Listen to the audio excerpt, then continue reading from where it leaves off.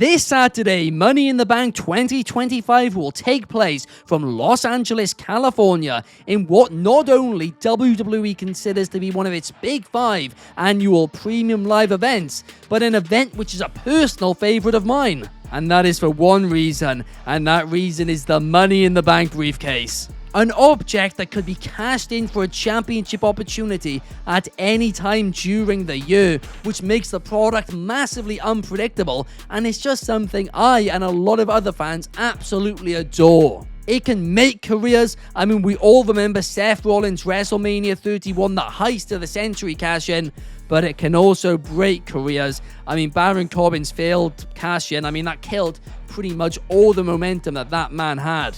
But in this video, I'm going to once again go head-to-head with the AI. I am going to try and out-predict it, but will I succeed? Let's find out. Now, once again in this video, I'm going to be using Twitter's, or I should say X's, Grok AI. And the reason for this is that it is very up-to-date, and historically when I've used it, it has been very accurate with predictions, which of course makes it more of a challenge for me. So far in this Ben vs. AI series, the AI won at WrestleMania. We both drew a Backlash because we predicted the exact same card. Hopefully that doesn't happen again today. But without further ado, let's get into it. Let's kick things off with the Women's Money in the Bank ladder match. A match which is absolutely stacked. It's got Stephanie Vaquer, Alexa Bliss, Roxanne Perez, Naomi, Rhea Ripley, and Julia. That lineup is insane. And additionally, there's multiple possible options to actually win this. We all know Stephanie Vaquer is currently being pushed to the moon and back. Julia's another one, and so is Roxanne Perez, especially if the Judgment Day do get involved. But I predicted the outcome of this match about 6 or 7 weeks ago, immediately following WrestleMania basically, and I am sticking with it. It has to be Naomi, doesn't it? Then once she actually wins it, either she could cash it in to help Bianca Belair, which is something that I do have a feeling WWE are going to do, and it's going to divide fans a lot, or she could even potentially cash it in on Bianca Belair down the line. But regardless, I think this is all going towards Jade Cargill versus Bianca Belair versus Naomi, potentially even at next year's WrestleMania. Long-term storytelling and the work Naomi has put in recently has been absolutely amazing. She deserves this push, undoubtedly. But let's see what the AI says, and the AI also says Naomi, and once again gives the reason as betting odds. I hate it when it does this. I literally go out of my way to try and avoid those betting odds, right? Because it's basically a little bit of a cheat code. Now, I will say, to be fair, it is actually often wrong. The betting odds do get it wrong a lot more than you'd actually think they do.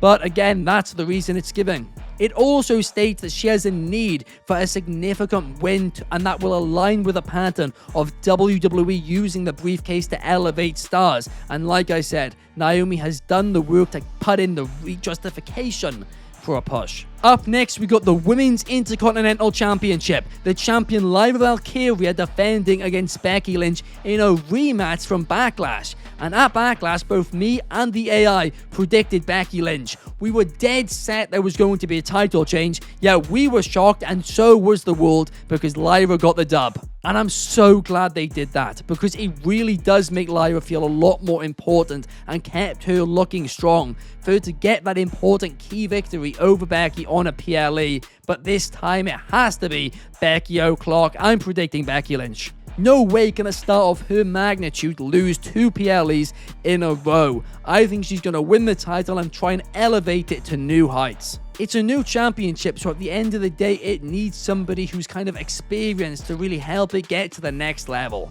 As for the AI, it is also seeing Becky Lynch and using betting odds as a reason once again.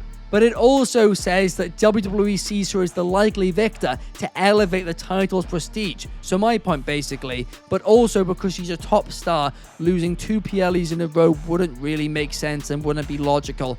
Yeah, again, what I said. Am I AI? That's a depressing thought. But so far, we are in agreement for both of the matches. But up next, let's talk about the men's Money in the Bank ladder match, because unlike the women's match, this is very predictable. Don't get me wrong, the competitors in this match are great, and I'm sure it's going to be a fantastic match. I mean, Penta and Andrade, it's going to be a lot of fun.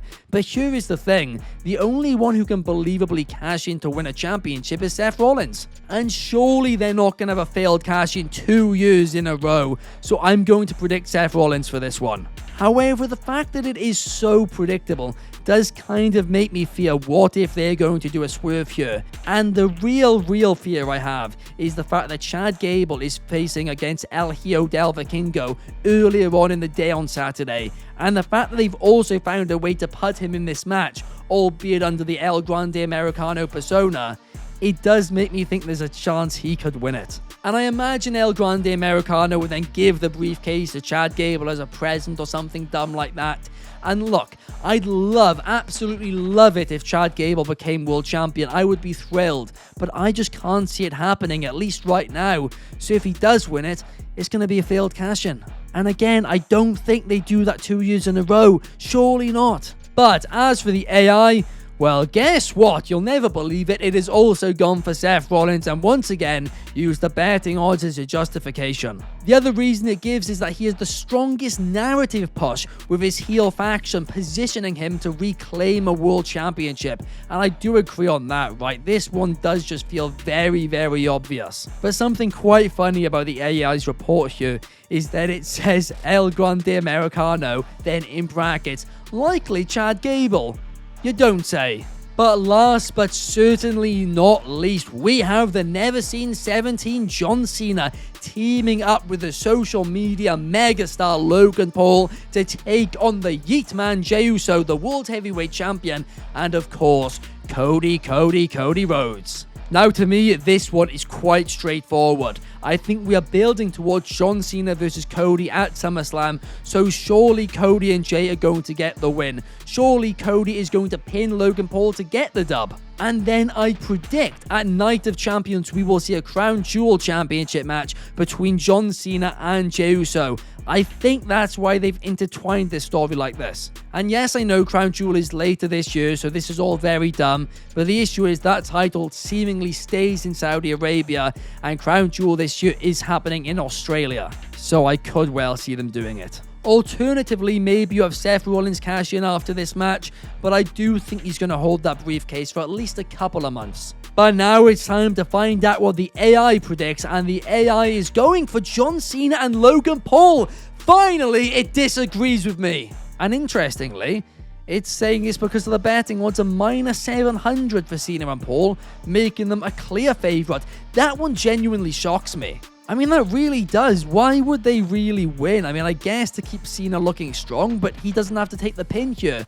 I mean, I wouldn't really get that at all, and I don't think they're going to do it either. Like, I'm legitimately questioning, is the AI wrong here about the betting odds? Because that seems so off. But it also mentions that Cena's heel run is being heavily pushed, and a victory here will keep his momentum strong. It would do that, but it would also kill the chances of a Cody-Cena rematch, which is clearly what they are building towards. But there you have it. At least we have disagreed this time. So we've not agreed on each and every single one of them. That is certainly a bonus.